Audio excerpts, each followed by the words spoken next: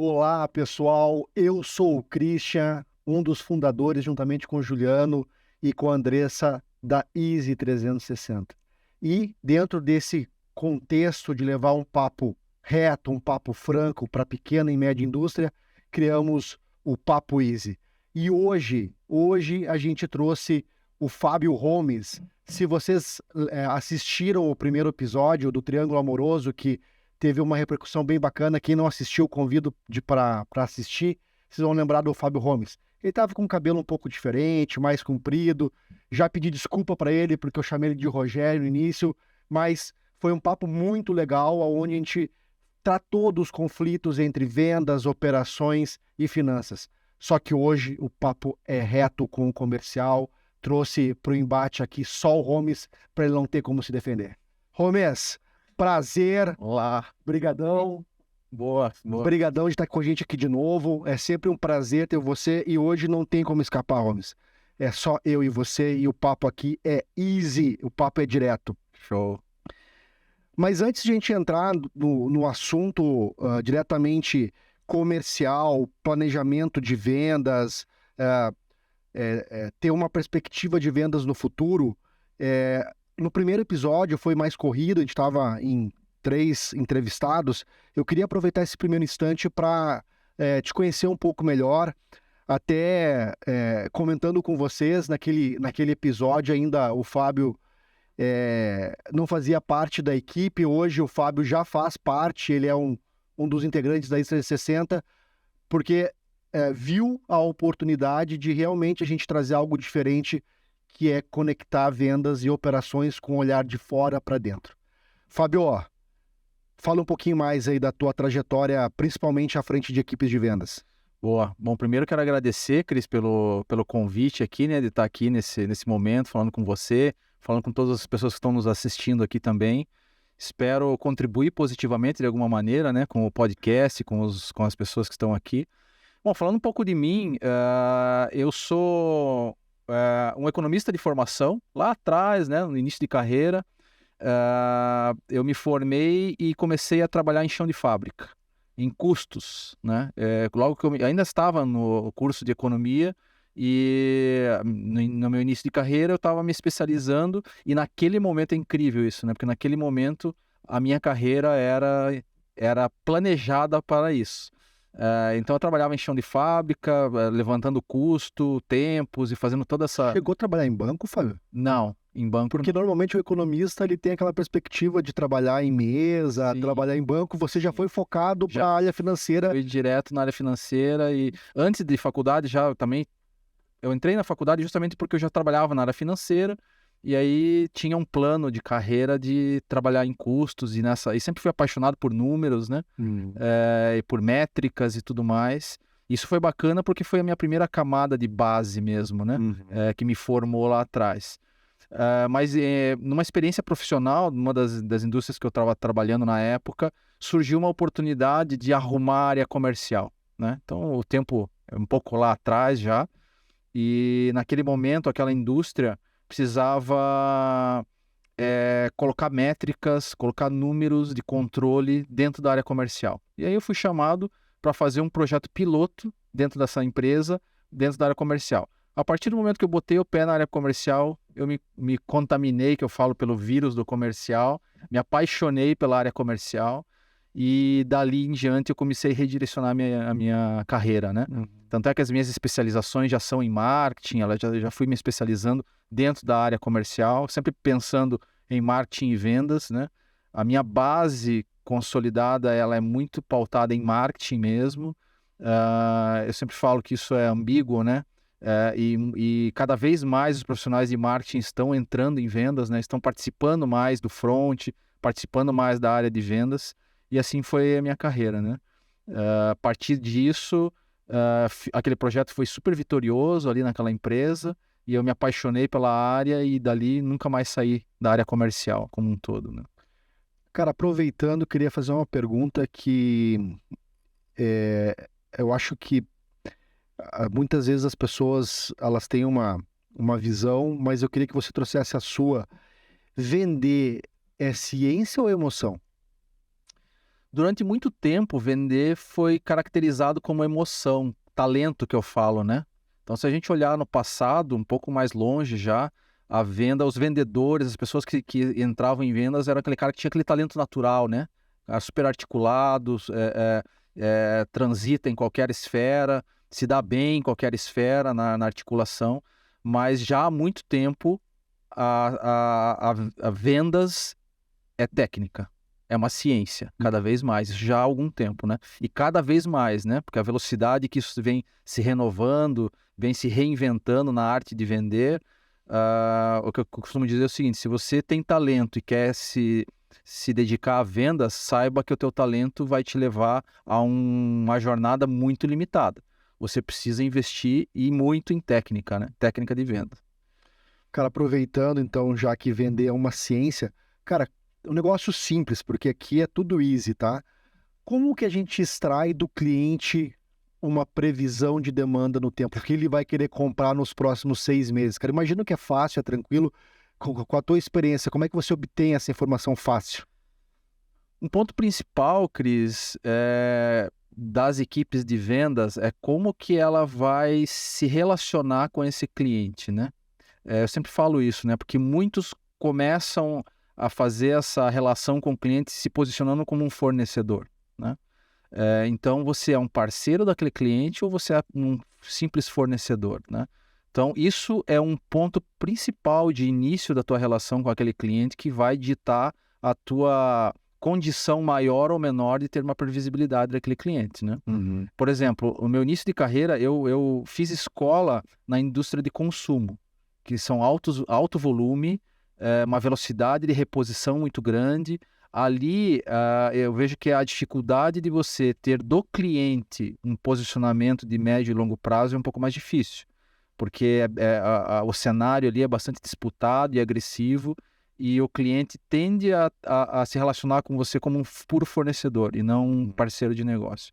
Mas mesmo assim ali é possível, né? Para você, como você protege e como você mostra para o teu cliente que há uma vantagem, há um interesse dele também em abrir esses números de programação, porque você vai proteger um atendimento mais efetivo para ele, não ter rupturas. Então existem maneiras de você articular com o cliente e se mostrar como parceiro, né? Não preocupado só em negociar aquele pedido, aquele preço, né? Daquele mês. Se você ficar preso só em estar preocupado em negociar o pedido do mês, você está fadado a ter muita dificuldade de conseguir ter uma previsibilidade dos seus clientes, né? Uhum. Em outros segmentos isso é um pouco mais fácil, mas mesmo assim, eu sempre coloco o seguinte: a grande responsabilidade disso é como você se posiciona frente a esse cliente, né? Cara, eu tenho uma história, cara, que eu acho que você vai lembrar na hora que eu começar a contar, que eu uso muito nas aulas para poder exemplificar isso de se tornar parceiro ou um fornecedor. Existe dentro da experiência que a gente trabalhou junto no comercial, a gente separava por canais e corporativo. A gente trabalhou muito junto Perfeito. no corporativo, vendendo para grandes empresas de departamento, etc. E tem uma empresa aí no Brasil que está presente em todos os estados e praticamente todas as cidades, né? Que a gente sempre teve muita dificuldade de obter uma previsão dessa empresa. E quando vinha o pedido, era aquela coisa, o comercial comemorando, porque cada loja que inaugurava era 12, 15 pontos de venda, e o pessoal de operações, puta, e agora? Como é que eu vou fazer para entregar isso? Porque a loja inaugura daqui a 30 dias, daqui a 45 dias. E sempre a gente com essa dificuldade, né? E aí eu não sei se você lembra, a gente estava lá no escritório dos caras no Rio de Janeiro, visitando os caras, naquela empresa que até se a cadeira tinha 3 rodinhas, faltava uma para o fornecedor ficar um pouquinho desconfortável. E a gente descobriu ali que tinha uma questão muito importante que a gente não estava considerando ainda. A loja ela não brota do nada. A loja ela precisava ter um espaço, ela precisava ter uma reforma, ela precisava ter uma inscrição estadual. Então, várias coisas eram necessárias para que aquela loja fosse inaugurada. E não era 30 dias que se tomava essa decisão. E o que a gente descobriu? um cronograma de inauguração de loja no ano. O que a gente precisou fazer? Oferecer para o cliente algo que, cara, entendi, isso aqui não é um compromisso teu de venda, de compra no ano, mas o que a gente pode te oferecer de diferente para poder a gente se programar em cima desse teu cronograma e ter essa informação. E aí, eu imagino que você vai lembrar, cara, a gente desenvolveu dentro do produto uma forma que o produto se auto-instalasse sem necessidade de um técnico para poder instalar. Criou uma configuração para que, à medida que o produto fosse conectado na rede, ele subisse a imagem e funcionasse. Mas o que eu quero dizer com isso? A gente saiu de um mero fornecedor para um parceiro estratégico e fazia parte do plano de inauguração de lojas. Você lembra disso? Perfeitamente, perfeitamente. Excelente o exemplo, né, Cris? E isso é possível, né, em muitos casos, de você conseguir ter essa previsibilidade.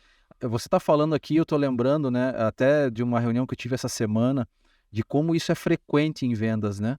Só que quando acontece, né, nesse caso você estava junto lá, né? Você estava participando desse ciclo todo.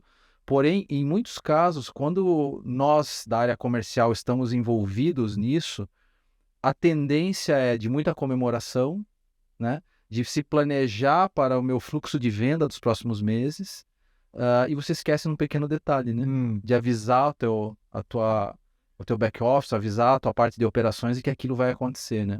Isso é algo muito recorrente, e agora que a gente está visitando várias indústrias, a gente vê que isso passa a ser quase que um padrão, né?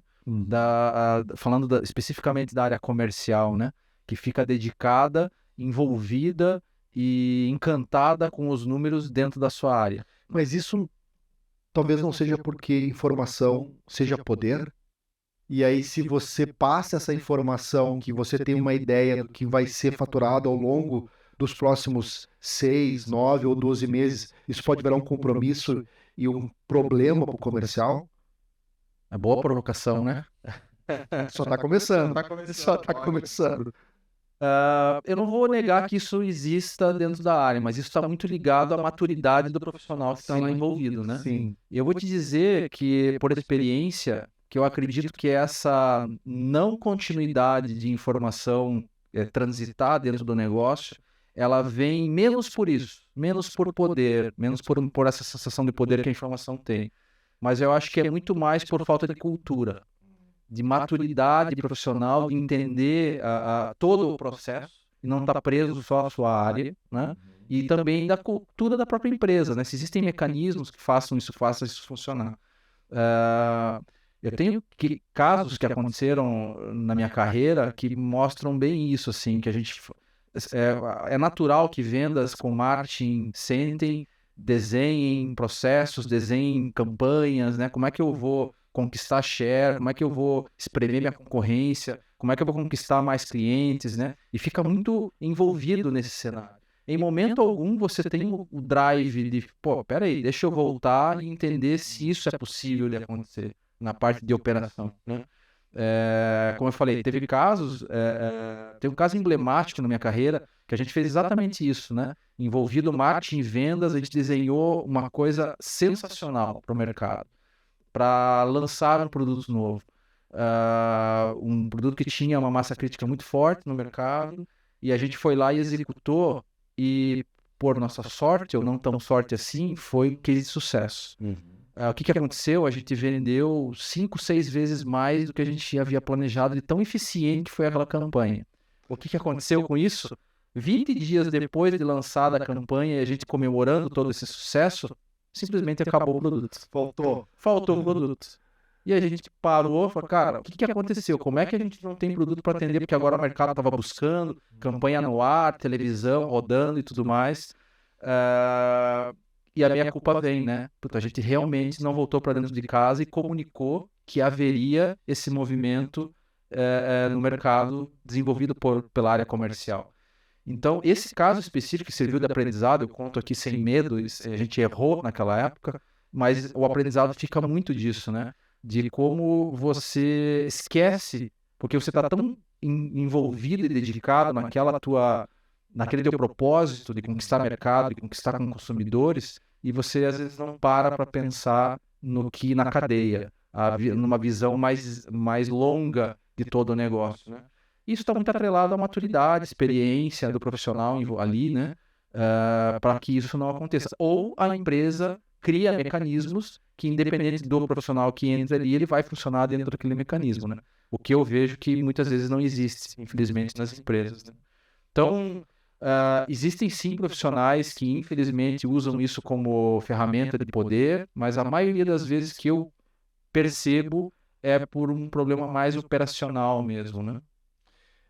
Você comentou agora, eu me lembrei daquele que é um case, né, que você estuda dentro da escola de administração do próprio Nintendo Wii, né, que, puxa, foi um sucesso tão grande que esgotou rapidamente, e como se trata de uma cadeia complexa, né, por que que é uma cadeia complexa, um supply chain complexo? Que envolve eletrônica. Até os caras disponibilizar, deu um hiato tão grande que toda aquela sensação, aquela coisa que foi gerada com o lançamento, você perdeu aquele embalo, que é onde você poderia ter tracionado as vendas. Mas, por outro lado, cara, como que você vai conseguir prever ou mensurar que vai ser esse sucesso? Né? Porque tem todo o investimento, tem que colocar antes, né? Você não pode micar com aquilo também, né? Sim, sim. Há uma decisão aí, né? Há um risco calculado e decidido, definido a ser tomado, né? Pela companhia ou pelo gestor que está ali na frente do negócio, né? Falar depois que aconteceu é mais fácil. Mas quantos outros produtos também que foram lançados, não teve uma procura e acabaram virando um mico de estoque. Exatamente. E aí quem é responsável por isso, né? Por isso que é importante ser uma decisão um pouco maior, né? Do que não só dedicada a um profissional específico ou uma área específica dentro da companhia. Agora você falou, cara, cultura no início, né? Sim. Da pergunta. Especificamente da questão da cultura, e normalmente as empresas têm essa cultura de trabalhar por silos, então cada área tem um objetivo, né? Eu gosto até de falar do pessoal da contabilidade. O pessoal da contabilidade, eles têm aquela rotina bem certinha, e, e é quase que um pessoal que quase não se mistura com o restante, né? Aquele pessoal do departamento de contabilidade. Mas cada área tem uma missão, tem um objetivo. E quando a gente fala da cultura dentro do comercial, vem a pressão por resultado. E essa pressão, normalmente, o resultado é em cima de quê? De dinheiros. Exatamente. O comercial era cobrado para bater meta de quê? De dinheiro. Receita. Isso. E, puxa, o fato de você ser cobrado por dinheiro e ser medido em cima do quanto a empresa fatura, e muitas vezes até sobre receita bruta, a gente não fala nem sobre receita líquida, né? Porque talvez a visão mais correta era a receita líquida, porque tem impostos, tem devoluções, tem uma série de coisas que acontece entre receita bruta e receita líquida. Cara, mas como que funciona essa pressão para o resultado e uma pressão com uma cultura de dinheiros? Primeiro, há de se colocar à mesa que essa é uma cultura que deve ser questionada, né? Acho que as empresas que estão presas, isso tende muito a acontecer, principalmente na média e pequena empresa, né? A única diretriz, a única meta da área comercial, da área de vendas é receita, né? As empresas maiores já entenderam que não é só por aí, existem outros indicadores, até mesmo de você atrelar a remuneração variável do teu time, que não só a receita. Esse é um ponto importantíssimo que você está tocando, que realmente começa a resolver um pouco do problema. Mas a grande massa de empresas, é como você falou, né? Há uma meta financeira para o time comercial, por mais que haja um desdobramento por produto, por família, mas no final do dia, se o teu vendedor, se a tua área de vendas ganha por número de dígitos de dinheiros que traz, fatalmente ele vai correr atrás desse número, independente do produto que ele vai executar, né? Então, como que você está criando o teu mecanismo interno e induzindo o teu time de vendas, muitas vezes até ao erro, né? De vender, bater a sua meta financeira, que sempre é um desafio, né? Se não for desafiadora, ela está errada, ela tem que ser desafiadora, mas bater dentro de algo que seja saudável para a empresa, né? Então, se você não tem métricas que considerem isso, a gente vê muitos casos, né, das empresas falando, putz, a gente bateu meta financeira, porém o nosso resultado foi embora, porque a venda foi naquele produto que não dá margem, por exemplo, né? Naquele produto de margem mais estreita, ou mesmo não tem no estoque, né? Eu tinha combinado de vender 500 de cada produto e eu vendi 1.500 de um produto só, né? Então, como é que você vai se preparar para estoque quanto a isso? Então, como que você organiza a tua área de vendas para se proteger?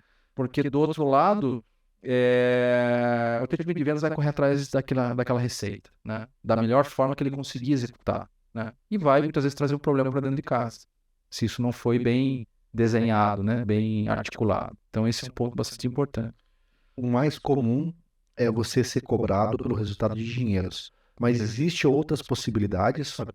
Com certeza, e são as possibilidades mais eficientes, como a gente começou falando aqui, né? Que vendas é técnica, é uma ciência, a gente precisa cobrar desse time e criar metas para esse time de forma também científica e com mais eficiência para o resultado da companhia, né?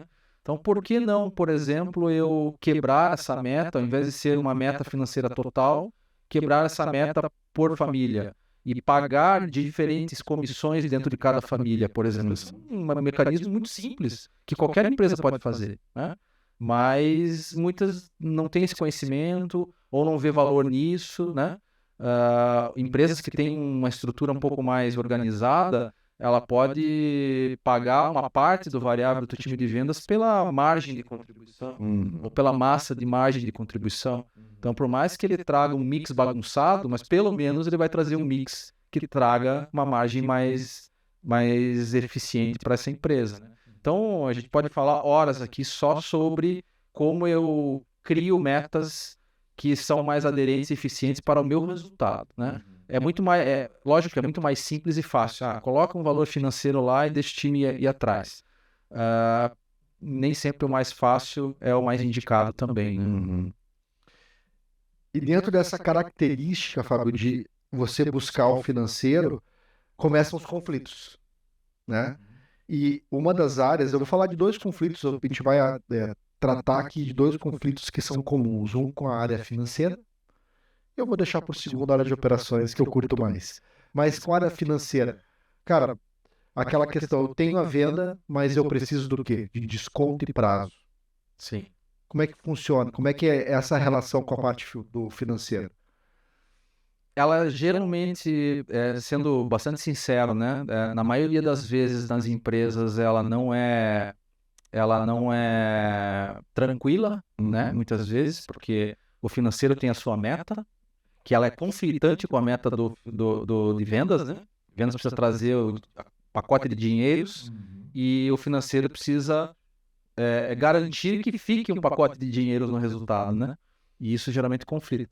Eu sempre falo que há muito atrito nisso, assim como você brincou com operações também, mas o ponto principal desse atrito não são nem as metas, acho que é a falta de comunicação, né? Uma falta de entendimento, de um fluxo que funcione de comunicação entre essas áreas. Esse é o ponto primordial para você diminuir atritos, né? E eu sempre falo o seguinte, né? Quando há um problema, eu estou no final de mês, eu preciso flexibilizar um pouco mais aqui um prazo ou um desconto, o financeiro está travando, porque ele talvez não esteja entendendo os motivos daquilo, né? E aí, sempre nessa hora, alguém tem a excelente ideia de puxar uma reunião, né? Então, na hora do incêndio, puxa uma reunião para a gente resolver esse ponto específico desse mês, ou desse pedido, ou desse cliente. Só que quando você puxa uma reunião no meio do incêndio, as pessoas já vão preparadas para o tiroteio que possivelmente possa acontecer naquilo, né? Então, elas não estão no momento ideal de sentar, entender, ser empático, para poder resolver aquele problema. Então, a tendência dessa reunião até pode resolver aquele problema específico, mas com alguém cedendo a contragosto, não entendendo direito os motivos. Do outro lado, isso não é algo que vai resolver no médio e longo prazo, né? Vai resolver pontual. Certeza que no final do mês que vem, ou no próximo cliente, de novo vai ter algo parecido. e aí os atritos vão aumentando, porque não há entendimento, né, entre essas áreas. Não se discute de maneira abrangente, só pontual. Só pontual. E de um momento ruim, né, que é um momento ali de tomar uma decisão rápida, pressionado muitas vezes, né? Então, é o que eu falo sempre, né? Você precisa ter algo que tenha musculatura, que tenha rotina, senão você vai resolver no pontual e vai ser refém desse pontual. Né? Mas sabe que o inverso também não é bom, é ruim, que é quando o financeiro não participa dessa decisão, os descontos ou os prazos são dados e é feita a comemoração no momento presente, mas o que rege é fluxo de caixa. Então, às vezes as empresas elas têm bastante orgulho do seu DRE, do seu demonstrativo de resultado e morrem por caixa. E aí quando você vai chegar lá na frente, pô, a empresa está faturando ao que tinha planejado, mas está com caixa muito baixo ou caixa negativo. E aí vem a cobrança em cima da própria equipe comercial que deu o desconto. Mas ninguém, na hora de discutir, estava presente para podemos ir até aqui, aqui não pode. Então, eu acho que o inverso também funciona, né? Perfeito, exatamente isso. E existem casos, né, de clientes que a gente visita que é exatamente esse sintoma, né? Parece que há uma felicidade, uma comemoração no dia 31, final do dia, que bateu a meta. Ou da noite. Ou da noite. Que bateu a meta financeira e tal, e depois há uma apreensão para ver qual vai ser o resultado final daquela venda que existiu, né? O quanto ela corroeu o resultado ou não, né? Então esse é um sintoma. Depois do 5º dia útil do mês, que veio o rebote. Aí vem a realidade, né? De toda aquela negociação que aconteceu. Existem métricas, como eu falei agora há pouco, até de atrelar isso ao time comercial, né? Ter esse combinado de limites para isso, mas é um cenário realmente desfavorável, né? Quando uma empresa está comemorando no dia 31 à noite e sofrendo no 5º dia útil com o resultado que veio. Eu tenho aqui uma questão pitoresca, que só um parênteses, sabe, que você foi falando, eu fui me lembrando. A gente não é tão velho assim, mas ele tinha do tempo que o ERP ou o software que faz toda a parte de processamento dos pedidos e faturamento não era em nuvem. O que acontecia? O dia 31, ele nunca acabava. No outro dia, de manhã, às 8, 9 da manhã, ainda era dia 31. Sim, exatamente, eu vi isso, né, cara? Faturava, dia primeiro estava faturando. Continuava faturando até bater a meta. Fechar, até bater a meta. Aí pode fechar agora o mês, vira de novo. Hoje em nuvem não é possível, mas, cara, é a mesma coisa dizer que um dia se fumava no avião, né? Como? Um dia se fumava no avião, né? Existia essa coisa. Mas, cara, falando ainda pra gente esgotar um pouquinho no Papo Easy de hoje, a questão do conflito, aí vem o conflito com operações, que é aquele conflito que ele o financeiro ele existe, ele é pontual, mas operações mais venda são dois mundos diferentes e complementares. Exato. Por quê? O fato de você vender, ele pode se tornar comemoração hoje, mas se você não entregar no prazo para o cliente, quem o cliente vai procurar? A fábrica, operações ou o comercial que vendeu para ele? Com certeza o comercial, né? Esse é um embate também clássico, né? Entre comercial e eu sempre comento o seguinte: se é um casamento que há sintonia, em alguns casos acontece isso, né? Essa empresa com certeza vai começar a crescer com mais musculatura. E só que infelizmente a realidade nos mostra que poucas vezes há esse casamento, né? E ele geralmente está atrelado à experiência e maturidade desses dois gestores que estão ali. Está muito dependente dos gestores, né? Se de repente um gestor desse sai, essa sintonia talvez não exista com o próximo gestor que vem. Então a gente sempre tem que pensar, a gente tem falado muito disso, né? Primeiro que é possível, né? É extremamente viável você fazer com que isso ande em sintonia, né? E o ponto principal é como a gente consegue construir essa sintonia. Primeiro você tem que dedicar uma energia nisso, né? Isso não vai acontecer por si só, porque existem conflitos de metas ali, de interesses, né? Entre comercial e operações. E, de novo, para mim é muito mais responsabilidade da empresa ter um processo eficiente que ajude esses executivos a fazer isso funcionar, do que a gente vê muitas vezes, né? Da empresa delegando isso aos executivos, e até responsabilizando os executivos por isso, né? Só que do contrário, a empresa mesmo coloca a meta que conflita entre um e outro e parece que fica assistindo aquilo acontecer, né? A gestão por conflito, né? A gestão por conflito. Então, como que a gente consegue mudar isso? Primeiro é acreditar que é possível, né? Segundo, o que você comentou, a gente derrubar as paredes dos silos, né? A partir do momento em que eu consigo sentar comercial com operações fora do dia 31, né? Numa agenda em que vamos sentar aqui e conseguir nos planejar, conseguir nos entender para entender os gargalos, os ruídos e tudo mais que acontecem no nosso contexto, tende a ter um resultado muito maior. Segundo, você ter método e técnica para fazer isso acontecer, né? Você precisa ser orientado por alguma coisa, senão, de novo, você vai ficar, o que muitas empresas têm, né? Refém do executivo. Aí, puta, mas se eu perder aquele executivo, tudo vai andar para trás, tudo, né? Aí começam a misturar as coisas ali, né? Então, primeiro é confiar que existe um caminho para isso.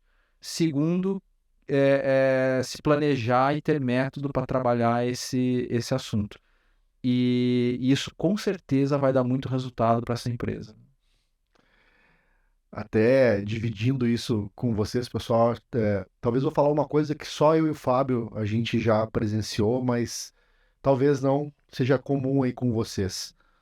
Chega uma hora que operações chegam para o comercial e fala o seguinte, cara, parece que o cliente tem uma vontade quase que incontrolável de comprar só na última semana do mês.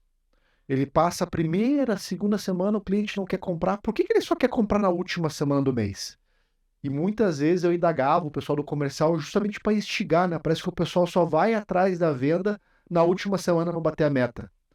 E, Fábio, uma vez o pessoal me deu uma volta que eu, puta merda, agora os caras me pegaram.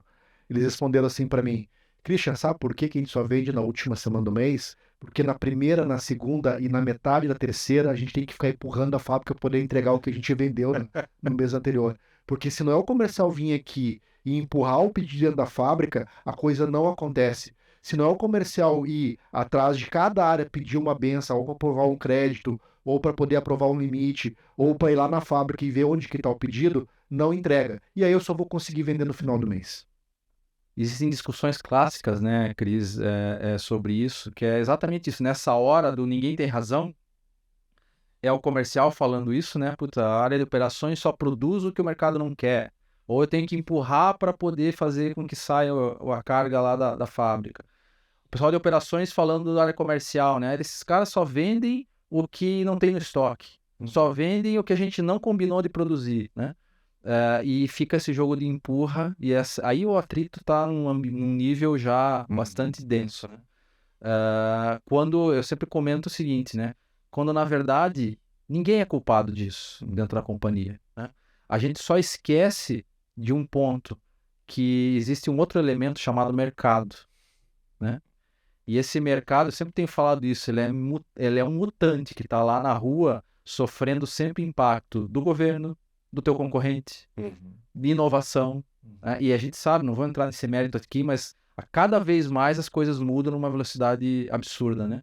Então, quando a gente faz um plano, um orçamento anual, será que aquele teu orçamento lá no mês, 6 meses depois, ele vai estar funcionando ainda nesse mercado que está mudando, né?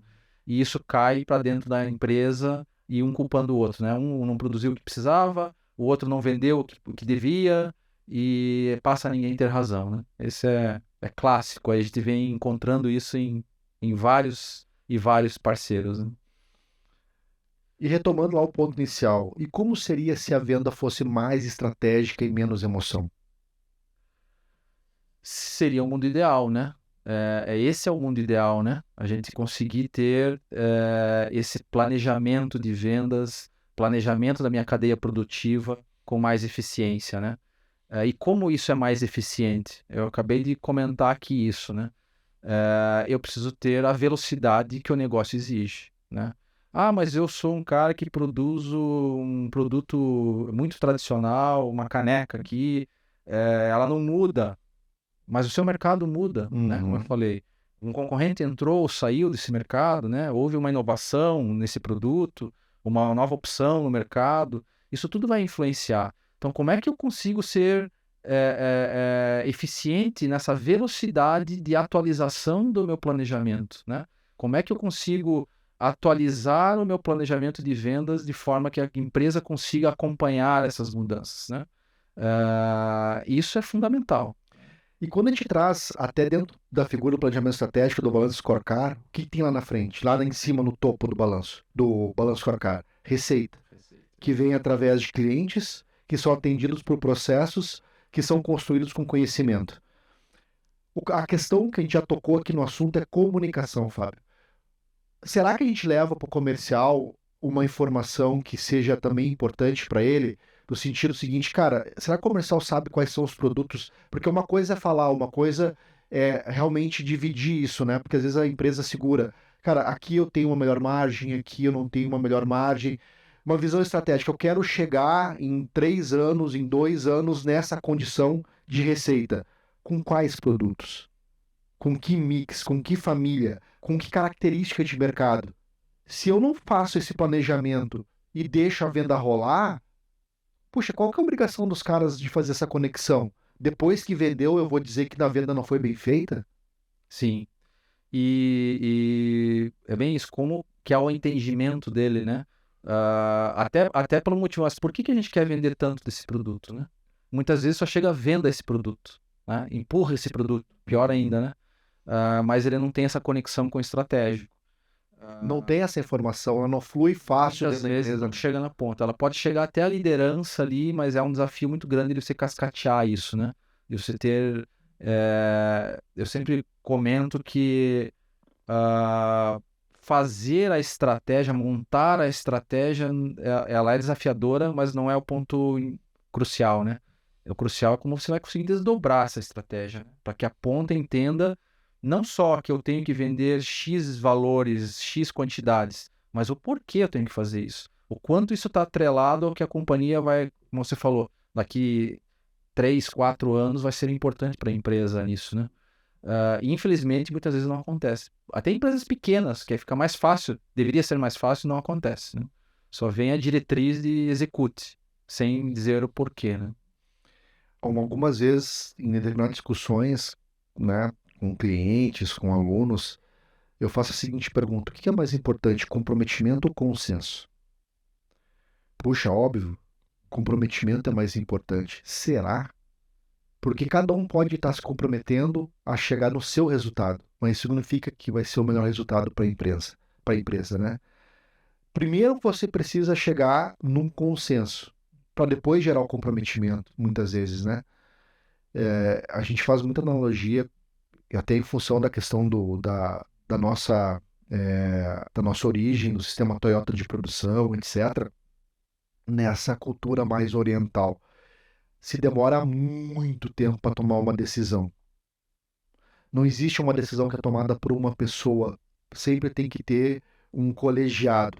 Mas a partir do momento que se toma essa decisão, a execução é muito rápida. Nós, ocidentais, latinos mais emocionais, a gente precisa tomar a decisão muito rápido, mas a execução pode ser que demore bastante. Então, o quanto é importante num cenário de atingir resultado, não só no curto prazo, mas no médio e no longo prazo, o consenso entre as áreas, Fábio. O consenso é verdadeiro, né? Sim, esse é um ponto inicial disso tudo, né? Porque às vezes você consensa e sai boicotando, né? Então esse é um ponto que é fundamental ter que é como você colocou, nós latinos, às vezes, principalmente o brasileiro, né, tem muita articulação envolvida, muita coisa que engrossa esse caldo todo, né? Mas se não houver primeiro passo, assim, eu quero até acrescentar sobre essa questão do consenso, de ter algo verdadeiro, né? A pessoa, se eu fui a minoria no consenso, ok, mas eu vou sair daqui comprado e proprietário desse. Comprometido com o resultado único. Esse é um desafio, principalmente no Brasil, a gente vê isso, que é um desafio bastante grande, né? Dos profissionais terem isso em si, não aquela questão de revanchismo, coisas menores que vêm à mesa, né? Mas feito isso, superada essa etapa aí, né, que é mais básica do ser humano, a gente precisa ter esse... E como que a gente consegue esse consenso? Sim, a resposta, com certeza, sim. E como é que a gente consegue isso? Com conhecimento, né?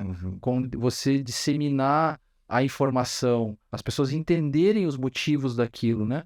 E não ser simplesmente uma meta, seja de qualquer área, enfiada a goela abaixo das pessoas, que é o mais fácil de fazer, executem, mas você vai conseguir ter o real senso de dono, como se fala muito, né? Como é que eu vou cobrar senso de dono do meu colaborador se eu não trato ele como tal, né? Então, a gente dedicar energia em comunicação, novamente, em fazer com que as pessoas comprem aquele projeto de verdade. A partir do momento em que as pessoas entendem, elas vão fazer, elas vão realmente comprar aquele consenso realizado, né? E no tempo isso vai funcionar cada vez mais. Porque no final do dia a gente está tratando de disponibilidade, né? A disponibilidade, não qualquer disponibilidade. Disponibilidade a gente pode também trazer como sinônimo estoque, né? Não é qualquer disponibilidade, é a melhor disponibilidade possível para a empresa. Porque no dia a dia, a gente olha mesmo que o que gera todos esses conflitos que a gente está tratando aqui é a questão da disponibilidade, porque ela conecta dois ciclos viciosos, que é o de vendas e operações, né? Como que se materializa um ciclo vicioso em vendas, Fábio? A partir o gatilho inicial é o não atendimento de um cliente, Perfeito. né? A partir do momento em que eu fiz todo o processo, que não é simples de venda, consegui fechar aquela venda, aquele contrato, aquele projeto com o cliente, me comprometi com ele de executar ou de entregar aquilo naquele tempo e naquela forma com que a gente combinou. E isso não acontece, é um gatilho a partir disso, porque o cliente vai voltar, né, cobrando tudo o que foi combinado, e vendas, muitas vezes, inclusive, vendas está no escuro, nisso. Sabe que não foi atendido, mas não sabe o motivo, ou quando vai entregar, isso é o caos, né? Se vendas pelo menos tem informação para poder voltar nesse cliente e trabalhar esse cliente de forma mais efetiva, seria ótimo, mas não acontece. E esse é o gatilho do ciclo vicioso, porque o cliente vem nos cobrar, a gente não consegue atender a expectativa do cliente. Fazer uma nova venda. Você com certeza vai, algumas coisas, né? Abrir porta para um concorrente, que ele está ali esperando a tua falha. Você vai ter que repactuar aquelas condições com o cliente. O cliente perde a segurança, né? Se você falhou uma vez, pode falhar outra vez. A própria equipe comercial, se isso é recorrente, se for o caso isolado, ok. Mas se isso começa a virar recorrente, né? A cada mês, a cada 2 meses eu estou falhando, a própria equipe de vendas perde confiança naquilo. Como é que eu vou me comprometer com o cliente? E a gente já viu casos desse tipo, né? Como é que eu vou me comprometer com o cliente, sendo que há um risco muito grande dali na frente a gente não executar, não entregar em tempo combinado. E isso começa a ser o ciclo vicioso em vendas. A falta de segurança, a não entrega, né? Independente da responsabilidade daquilo ter acontecido, né? E a gente está vivendo um momento de transformação muito grande, né? Onde as empresas que se destacam, elas não vendem mais produto ou serviço. Elas estão vendendo experiência. E a gente volta para a questão da venda estratégica, né? A experiência do cliente não é só mais um produto. O que o cliente está procurando não é mais um produto com qualidade. Isso é o mínimo que a empresa tem que entregar. Ele quer ter uma experiência de compra. E aí isso é muito mais o vender pelo vender, mas é gerar essa experiência para o cliente. Perfeito. Perfeito. Como que a gente pode trazer essa questão da experiência para dentro da força de vendas? O desafio de você ter um drive de encantamento desse cliente, Perfeito. né? Mas o encantamento muitas vezes não está só no talento que a gente estava falando, né? Ou na habilidade do homem de vendas ali de estar junto do seu cliente, junto do seu parceiro, né? Sendo alguém que está ali junto com ele, tentando resolver os problemas que aquele cliente tem, né? dependendo de produto ou serviço que você está atendendo. Mas esse encantamento não vem só de vendas, vem de toda a empresa, né? Então, muitas vezes há responsabilização só da área comercial, mas toda a empresa está envolvida nesse encantamento, né? Então, e principalmente, é o que a gente fala, né? É permitido falhar. Agora, como que a empresa vai reagir na hora da falha com aquele cliente?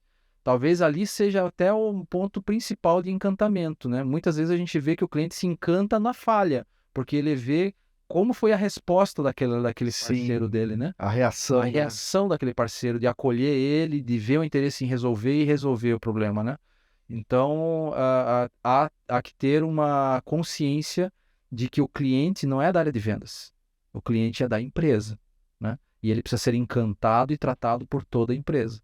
E eu falo não só da área de operações, o financeiro, operações, a entrega, né? Se for uma questão física que você está entregando lá, ou um pós-venda, quer dizer, tem uma série de coisas que vão fazer com que esse cliente concretize o que ele comprou, porque ele compra uma expectativa, Sim. né? E a concretização dessa expectativa é que vai encantar o cliente, né?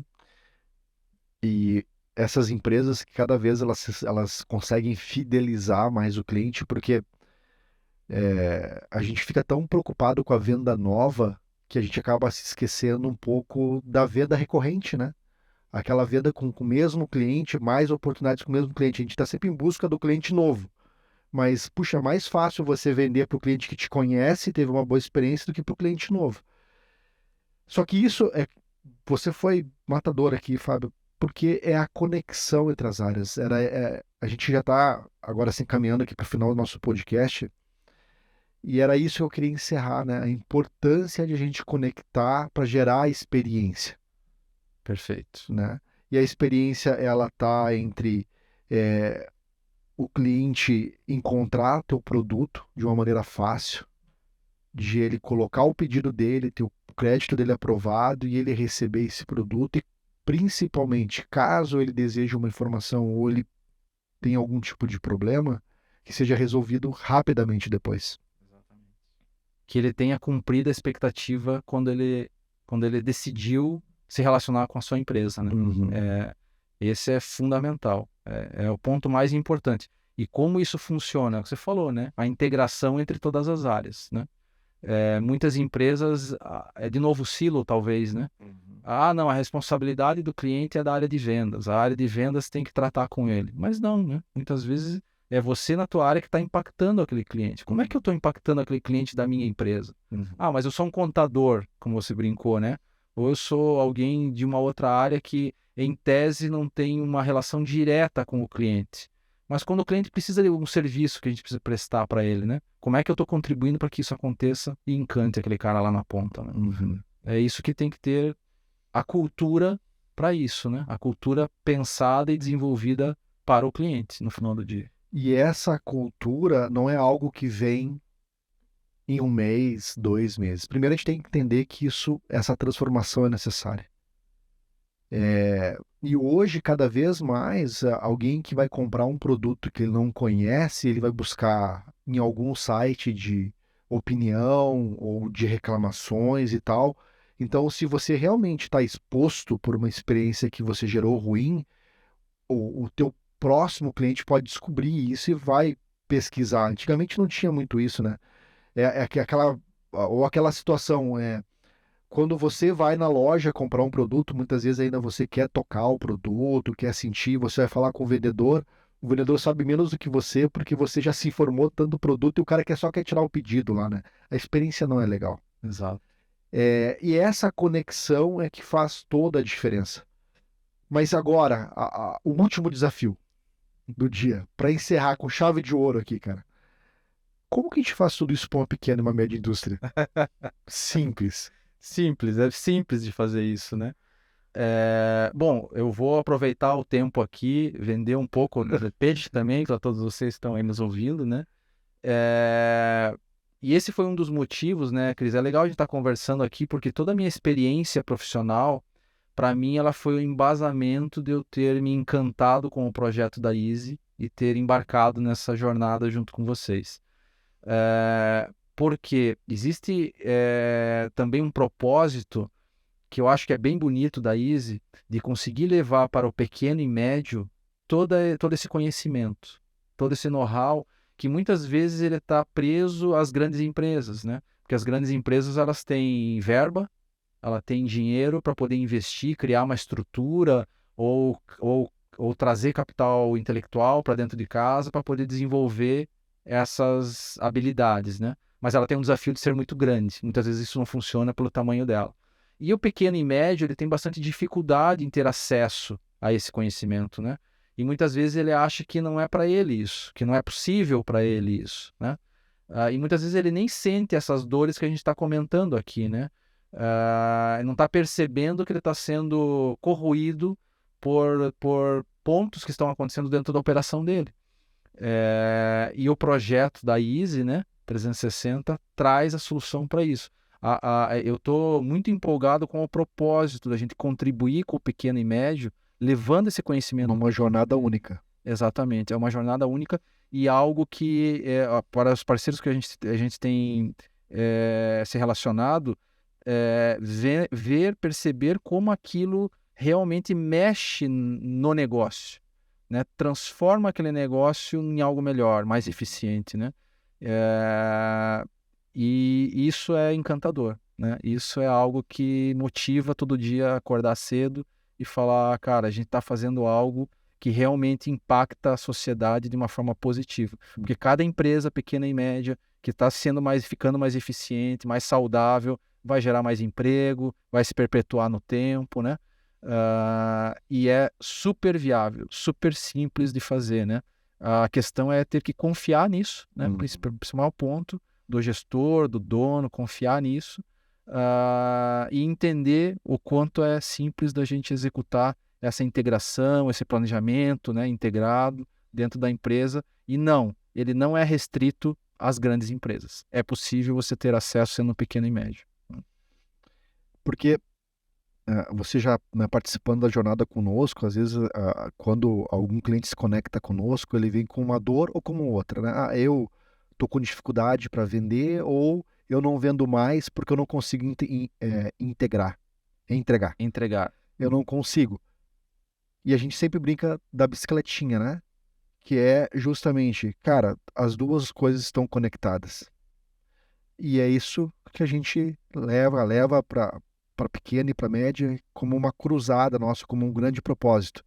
É possível ser mais eficiente vendendo melhor, produzindo melhor.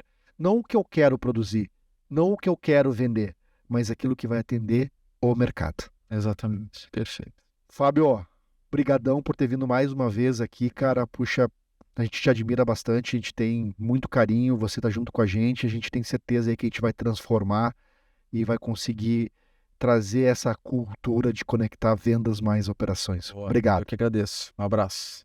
Se você gostou do vídeo, não esquece de compartilhar, nos seguir nas redes sociais HK360 e Easy360. Todas as informações estão aqui embaixo, na descrição. Até o próximo vídeo.